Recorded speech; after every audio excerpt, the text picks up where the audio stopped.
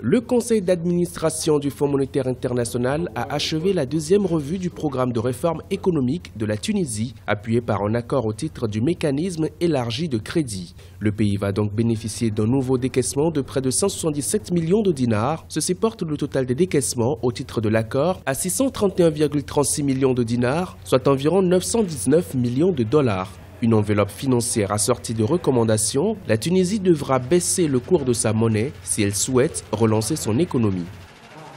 Dans la continuité de la dépréciation du taux de change réel en 2017, la flexibilité du taux de change demeurera essentielle afin de corriger la surévaluation restante du taux de change réel, de réduire le déficit des transactions courantes et de reconstituer les réserves de change. À cet effet, il conviendra de respecter le budget destiné aux interventions sur le marché des changes et d'organiser des adjudications de devises plus compétitives. La Tunisie a enregistré une reprise modeste de son économie en 2017, mais reste très vulnérable sur le plan macroéconomique et le chômage demeure élevé. La dette a continué d'augmenter, l'inflation s'est accélérée et la couverture des réserves de change est aujourd'hui inférieure à un trimestre d'importation. Le FMI estime que la dépréciation de la monnaie permettra de stimuler les exportations qui ont connu une hausse de 43% en janvier et février 2018 par rapport à la même période en 2017.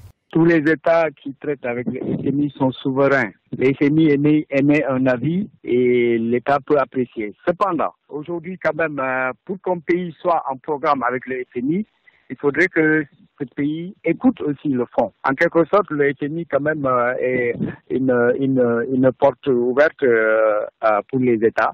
Et une marque de crédibilité quand on est en programme avec les FMI. Entre 2017 et 2018, les autorités tunisiennes ont initié des réformes structurelles en vue de relancer l'économie du pays. Elles ont mis en place l'instance constitutionnelle de lutte contre la corruption. Des efforts ont également été consentis en vue d'améliorer le climat des affaires ainsi que la soutenabilité des entreprises publiques.